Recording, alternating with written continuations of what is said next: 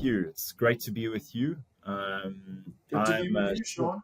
Yeah, absolutely. And it's funny, we have the same accent. We have a lot that's actually in common. Mine's slightly classier than yours, I must point out. Yeah. You can still believe that, and that's great. But it was really cool because when we started to speak about doing this, podcast together, that I realized how many similarities we actually have Not together just our there. looks. Yeah, not just our looks, right? And the fact that I'm wearing this T-shirt, but you come from South Africa. I also come from South Africa. We're living abroad.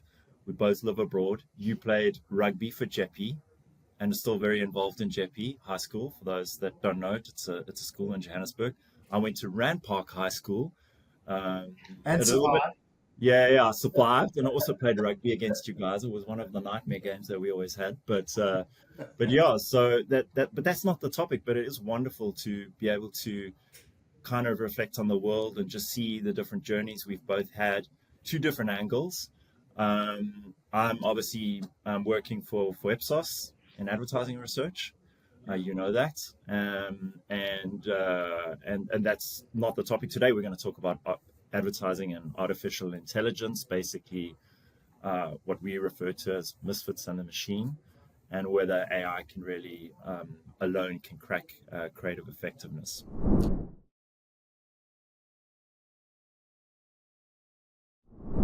Well, the nice thing, just even the fact that we're talking, I think let's start this off with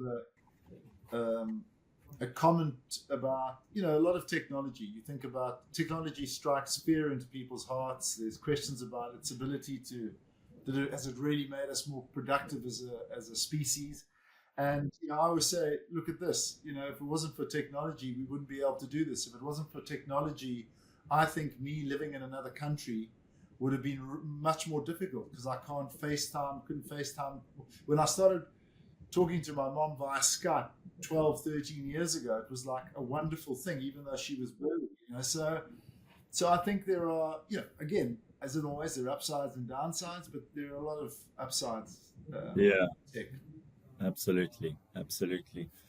So, Matthew, you're in the creative business. You have, I'm sure, a lot of conversations with CMOs, with marketing leaders at the clients that you work with, know who you're working with.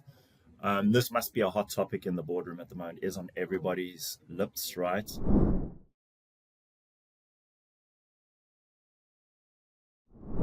And I reflect on something an ad that kind of was spoken a lot about at the end of last year, at the build up to when the Fat Man comes around, so Christmas time, with that Coca-Cola ad. Yeah. That was basically produced with AI, and it was interesting to see how much of a backlash there was in the media, at least on LinkedIn, and people saying, that Coca-Cola basically lost the plot, if I can say it like that, doing something like that. I just wanted to reflect what you think, what your opinion is on that, and what you thought about that ad. Yeah, I mean, sure. I mean, first of all, look, AI is obviously a massive topic of conversation, and as even the people that invented it and the people that are trying to advance it and make it better, even they don't really understand yet the implications it's going to have for us. And obviously, a big part of the conversations I have are exactly that. It's you have conversations with people in a professional light. So what can it do for us professionally? And then, of course, it's what will it do to us personally? And I think they're good conversations to have, because I don't feel we had those conversations properly when social media was invented. I don't think we really thought enough about what social media, the consequences of social media. And consequences are two things, right? They're good and bad. And I think those are the conversations that we urgently need to have all the time.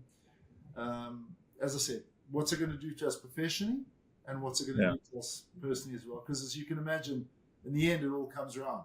Right? Yeah, absolutely. The Coca-Cola thing, I think it's really important for people to understand that fear is a big part of how people react towards something. Right. And they want to see the downside of something. And when you were made this promise that AI is going to unleash magnificent creativity out there, and then you get the Coca-Cola ad, and everybody's looking at it. Well, there's nothing magnificent about it at all, from a pure creative point of view, from a pure storytelling point of view. There's no huge originality involved in it. All these sorts of things, and that is all true. But what's also true, and this is the positive side of it, you would probably, so positive, negative. I'll give you the negative. So the positive side of it is something was created by AI, which tends to be, from the point of view of, say, Coca-Cola, less expensive to produce. Yeah. And they produce something very efficient, very, let's just call it efficient. And in kudos to them, they were trying something new. They were experiencing something new, which is part of creativity, right? It's about progress. And so if you judge it like that, if you judge it, they tried something new, they tried something different, great. Did it come out like some, exceptionally different and fresh and better than humanity had ever developed before? Of course not. Not even close. But still, you've got to look at it and go, okay, well, that was, well done, well tried. We learned something. Yeah, absolutely. No, I would agree with you. And I think I think there is that element that you mentioned, fear. If they didn't know that ad was produced by AI, they probably wouldn't be as critical. That's right. The minute they hear that it's produced by AI, they're obviously more critical. That there's this two conflicting worlds coming together. And the minute we label it or we say it's made from AI, the industry gets the hairs on their backs get up and they say, well, that's not originality. That's, some of it is true, but I think if you take that out and you look at that particular ad that was created, it's very clever because they've used assets that people know. The polar bears that were generated, people know from 1995. The music that's used, it's the music that people know from Coke at Christmas time, the trucks, etc. So we actually tested that ad in Creative Spark, our pre-testing tool. And it did really, really well. In fact, did well on our creative effectiveness score. So we could see that, that's probably an exception to the rule, but there's method to that. There's a method to the madness, if I can say it like that. They use distinctive assets. It's not building on, starting from zero. It'd be a different story. There's the key thing, Shaun. To take aside how it was made, what's the lesson for marketers? Well, consistency works, right? Use sweat your assets. So that's why it would have engaged consumers. Yeah. With Budweiser, you can see we've learned the lesson. We have the Clydesdales all the time now. Why? Well, people love it. So if they love it, keep it going.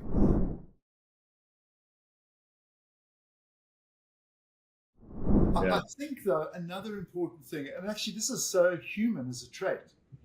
Think about competition. So, for example, when I was this is called Kraft Heinz, and another food company, Hellman's, comes out with a piece of work. How do you think I look at that work? With generosity of spirit? No. I look for its faults immediately. Okay? Immediately I look for its faults. So AI is, in many people's minds, is competition to humanity. And that's, I guess, where I want to, disagree, I would say. Yeah, exactly. And so that's one of the reasons we wrote this paper, which is based off the book that we produced in 2022. It's called Misfits. Do I have a signed copy on the way? Yeah, absolutely. How creativity and advertising can spark brain growth. But it's actually, you would love it because as a creative person, it actually shows that divergent creative and non-conforming creative is the creative that really works. The stuff that's obviously, there's more to it, but just all of those things that you were saying, originality, storytelling, it's all in there. It's a great book, by the way. You'll definitely get a copy. Yeah. But we decided when AI was out and a lot of this ads are being produced with AI, let's do a short meta-analysis on a bunch of ads that is being produced mainly with AI only, and then a bunch of ads that had used a combination of human intelligence and AI as a tool, as you were referring to before. And then it's interesting because the AI only ads are mainly underperforming and not doing really well, which is kind of expected. Maybe it'll get better over time. But the ones that really have that human intelligence injection, those are the ones that actually do well. But I was thinking of what you were saying earlier about Kraft Heinz, which is one of the ads that we actually tested in that data set.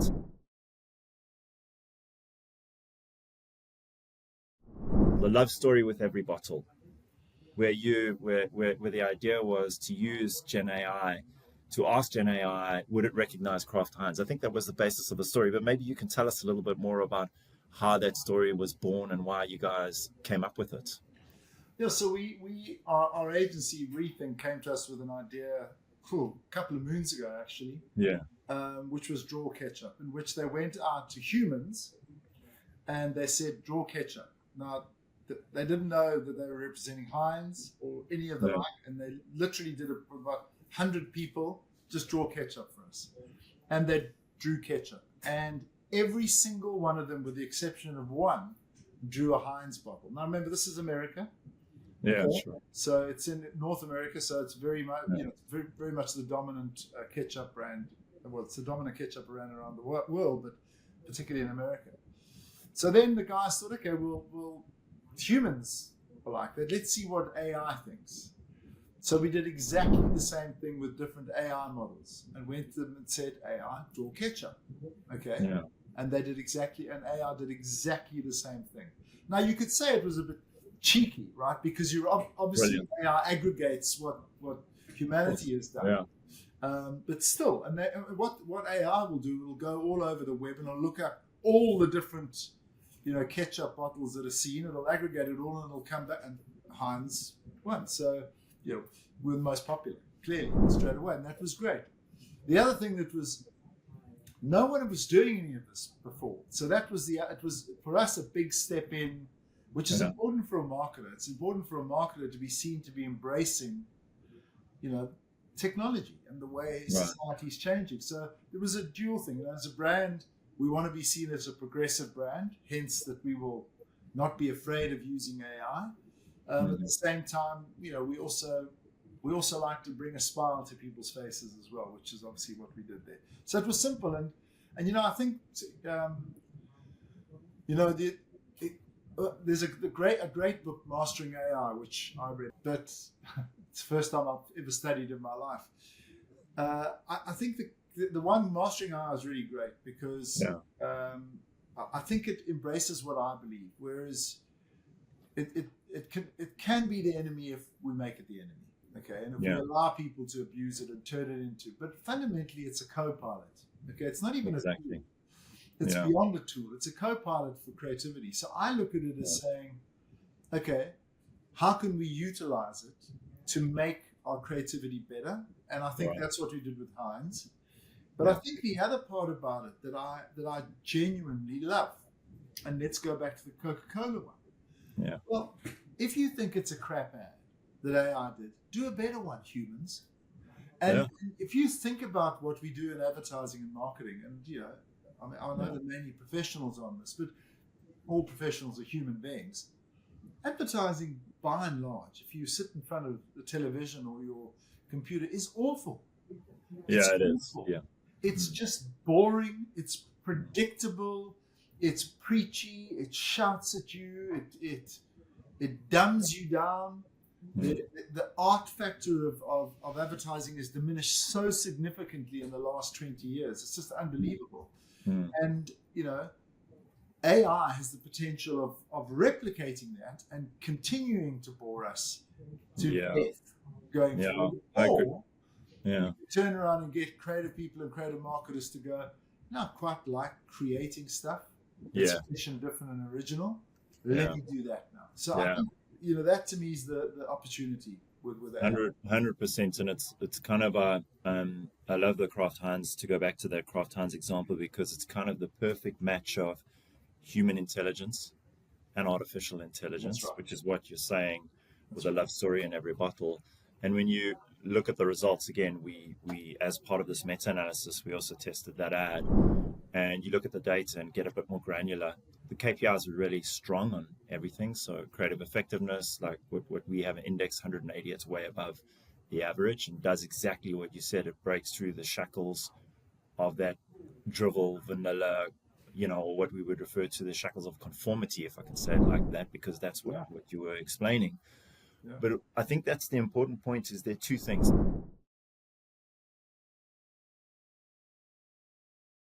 So one thing is to do something different, be brave, and you can do that with a combination of these two things, HI and AI. And then there's the other element, which you were speaking about, which I think is that's the silver bullet or the golden thread, which is if you can understand empathy and what drives people, that human truth that drives people to choose or decide on a product or what's important to them, that gives you the edge. That's right. And it's interesting because the Kraft Heinz is a perfect example of that. In fact, you just use your super weapon, and and what we found through this analysis, as we did this mainly on linear video when we started, writing the book and looked at the drivers of effectiveness. Yes, creativity is important. Yeah. Experiences are important, but empathy is really, really important.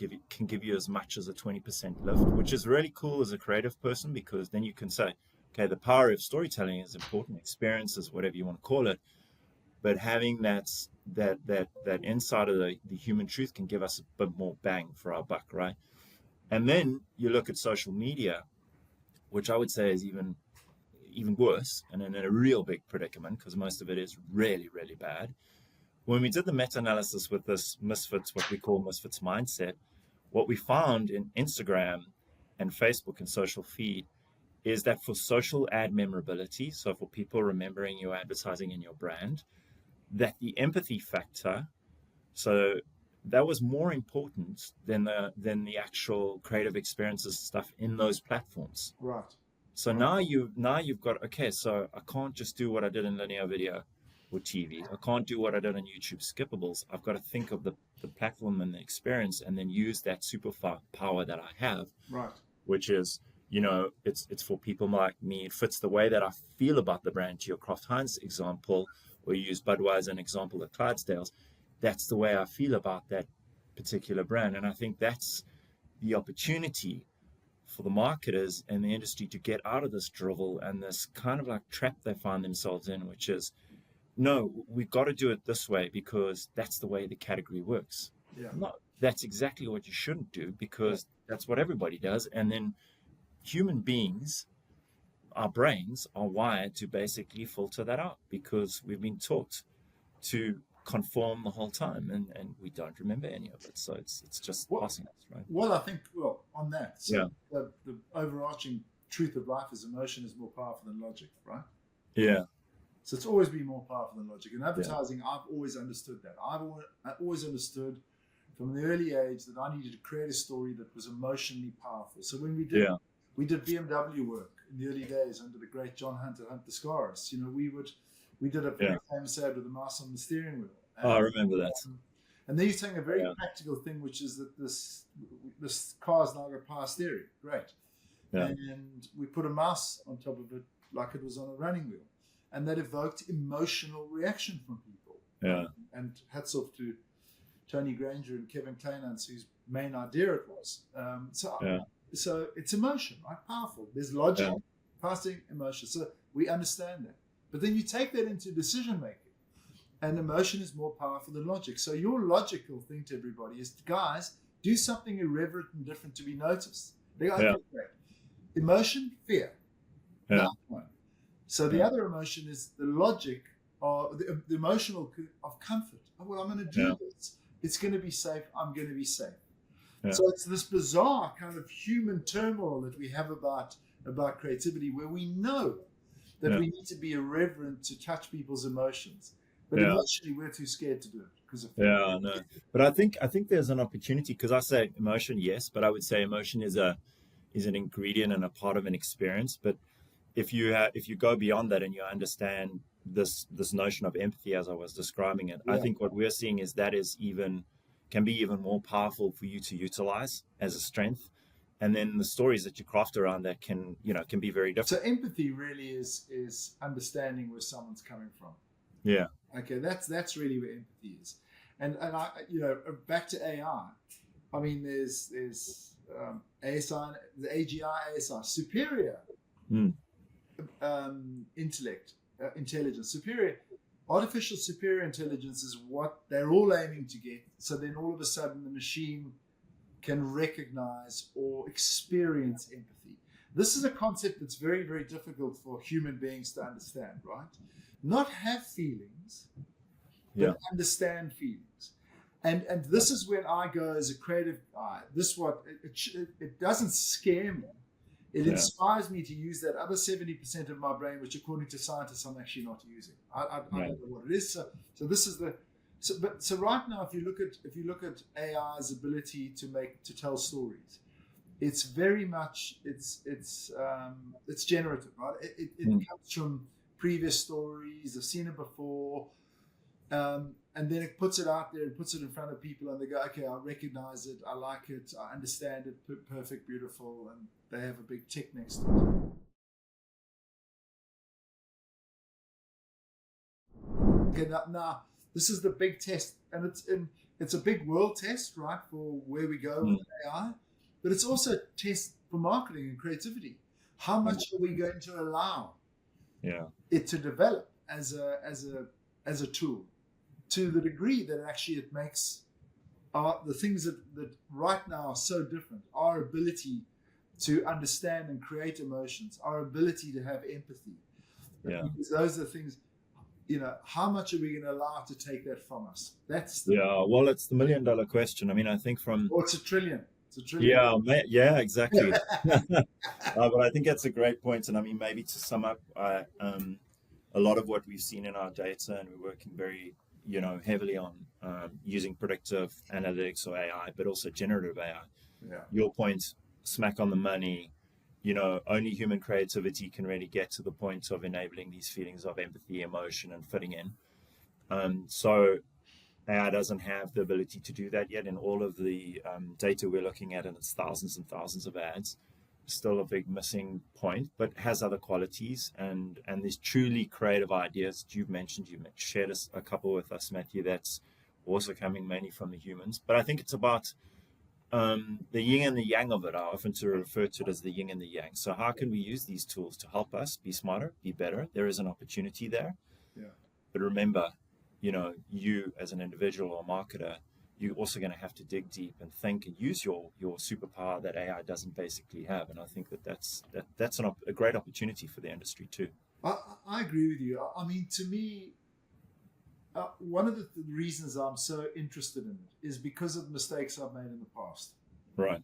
So when digital advertising first started, I was global in South Africa, and I just taken over at Low London, and an interesting thing happened. Broadband came on, which all old people understand, but young people, what are you talking about? Well, it went from dial-up to actually, it was quick.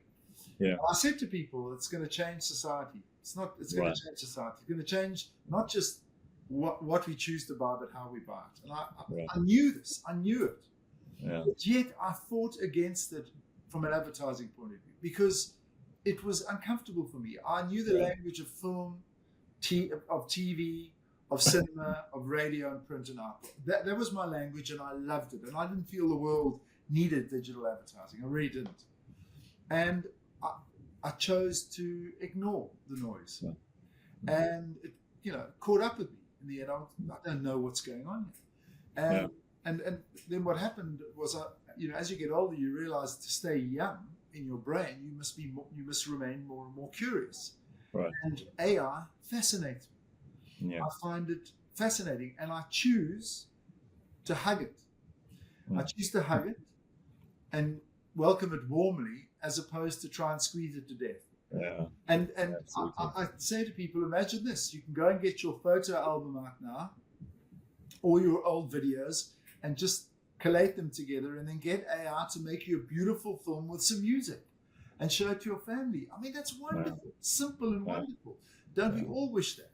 That's creativity. That's using an idea you have and allowing AI to bring that idea to life. And maybe that to me is the big possibility. How do we, whether you're a film director or a marketer or whatever, how do you have an idea and an idea that has an outcome that you want? So I have this idea, and the outcome is I want people to love my Heinz ketchup more than ever.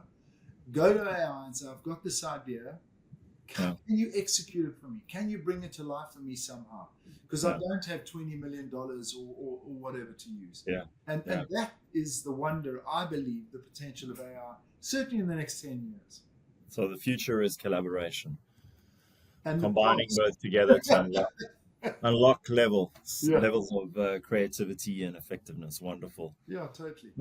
Been a great discussion, Matthew. I think we're going to probably be speaking more and more about this in the future. I'm sure. Maybe on some other topics. Any final words? You've said a lot already, and I think it's fantastic having you here with us on the podcast and speaking with us. Any final words you'd like to leave for the audience? No, I would just say to everybody, like, really don't just read the headline, read the body copy. Like, get inside there and truly understand it, and mastering AI. I'm sure your book. There are lots of things outside there that seek information. Be curious about it. Yeah. Get inside there and try and understand it as best you can. And as I said, give it a warm, welcoming hug. And I think you'll see that it's incredibly beneficial. Great final word. We often talk about truth, transparency, and trust as the foundations of using AI, and I think it's a great point. Well, awesome speaking to you, Matthew. It's been great having you here, and good to exchange on a few things like this. Hopefully, many more. We'll get you a copy of the book. So, thank you very much. On its way. So, thanks for listening, everybody, or watching, everyone, wherever you are. Cheers.